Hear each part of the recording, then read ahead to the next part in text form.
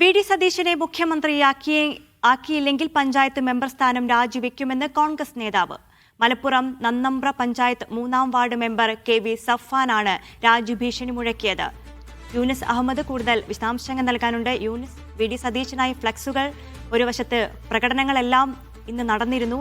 ഇപ്പോൾ രാജ്യഭീഷണിയും പലയിടത്തും ഉയരുകയാണോ? നൈനോ, അത് തന്നെയാണ്. നമുക്കറിയാം, ആദ്യം ഈ സോഷ്യൽ മീഡിയയിലുള്ള ഒരു വാക്കുവേറ്റമായിരുന്നു ഈ വി.ഡി. സതീശനുമായി ബന്ധപ്പെട്ട് മറ്റ് മുഖ്യമന്ത്രി സ്ഥാനത്തിനായി മറ്റു നേതാക്കളുമായി ബന്ധപ്പെട്ടുണ്ടായിരുന്നത്. പിന്നീട് അത് ഈ ഒരു ഫ്ലക്സ് യുദ്ധത്തിലേക്ക് കടന്നു. ഇപ്പോൾ അത് തെരുവിലേക്ക് കടക്കുന്നു എന്നുള്ളതാണ്. ഇപ്പോൾ രാജ്യഭീഷണിയിലേക്കും എത്തുന്നു എന്നുള്ളതാണ് പ്രധാനപ്പെട്ട കാര്യം.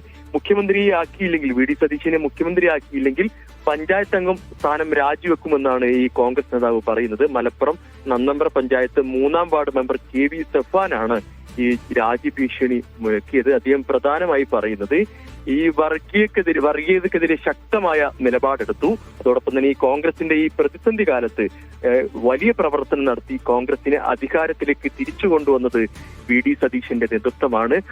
അയാളോട് ചെയ്യുന്ന ഏറ്റവും വലിയ അനീതിയും അപരാധവുമാവും അദ്ദേഹത്തെ മുഖ്യമന്ത്രിയാക്കിയില്ലെങ്കിൽ എന്നുള്ള കാര്യം അദ്ദേഹം പറയുന്നുണ്ട്. ഏതായാലും മുഖ്യമന്ത്രിയാക്കിയില്ലെങ്കിൽ താൻ ഈ പാർട്ടിയിൽ തുടരുന്നത് അത് ശരിയല്ല, താൻ തുടരാൻ തനിക്ക് കഴിയില്ല, അതുകൊണ്ട് പഞ്ചായത്ത് അംഗവും പാർട്ടിയും താൻ വിടുമെന്നാണ് ഇപ്പോൾ വി.കെ. സഫ്വാൻ പറയുന്നത്. ഏതായാലും രാജ്യഭീഷണി വലിയ തോതിൽ പലയിടത്തായി നടക്കുന്നു എന്നുള്ളതാണ് ഏറ്റവും പ്രധാനപ്പെട്ട കാര്യം. ഏതായാലും മുഖ്യമന്ത്രി ചൊല്ലിയുള്ള ചർച്ചയും അതോടൊപ്പം തന്നെ ഫ്ലക്സ് യുദ്ധവും തെരുവിലേക്കുള്ള പ്രതിഷേധവും ഇപ്പോഴും തുടരുകയാണ്.